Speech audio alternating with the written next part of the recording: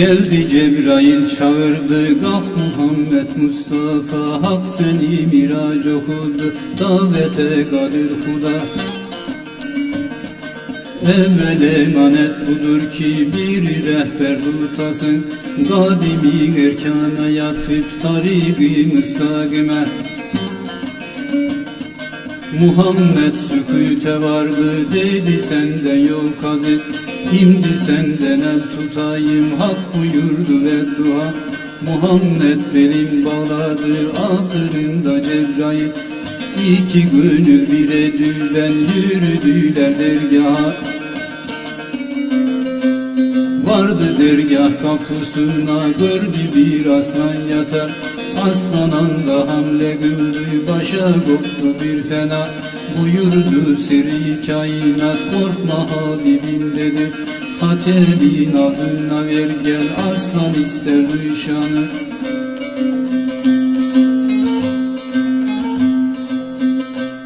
Muhammed hatemin verdi, aslan anda sakin oldu.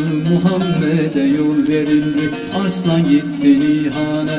Vardı hakkı tevaf etti, evvel bunu söyledi. Ne yeri şirin var imiş, hayli cevretti bana.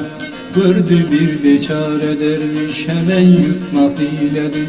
Ali bile olaydı, dayanaydı ol şah.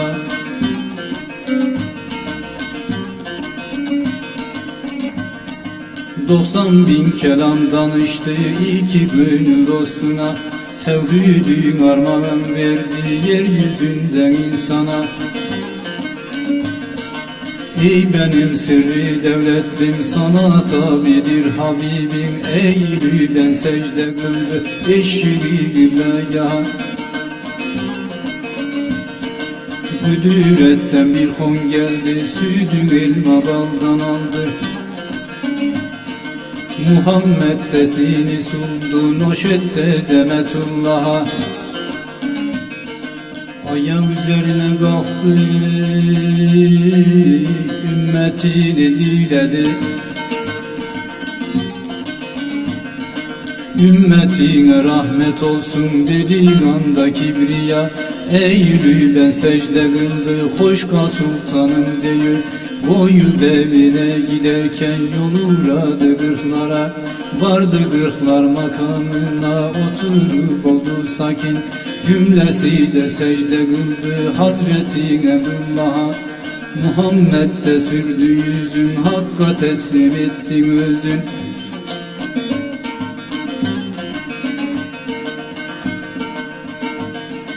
Hakk'a teslim ettin özün, hak verdi bir salkım üzüm. Hasan Hüseyin ol şah, Salman anda hazır idi.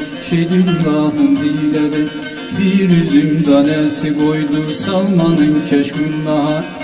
Kudretten bir el geldi, ezdi şerbet eyledi.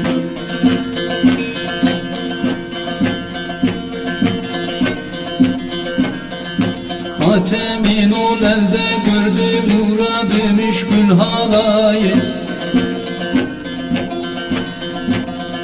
Şerbetten biri içti, cümlesi oldu hayran. Mümin Müslüm büryan dünyan, hep girdiler semahayı.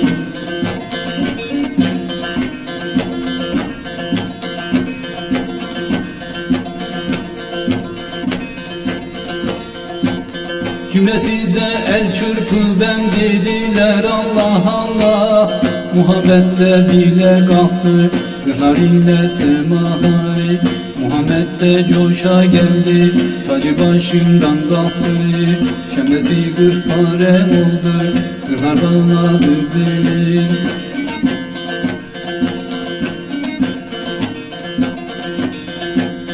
Muhabbetler galip oldu, erken yerini buldu. Muhammed'i gönderdiler, hatimler oldu sefayı. Muhammed evine geldi, Ali hakkı tevaf kıldı. Hatemi nuruna koydu, dedi Saddak Mürteza.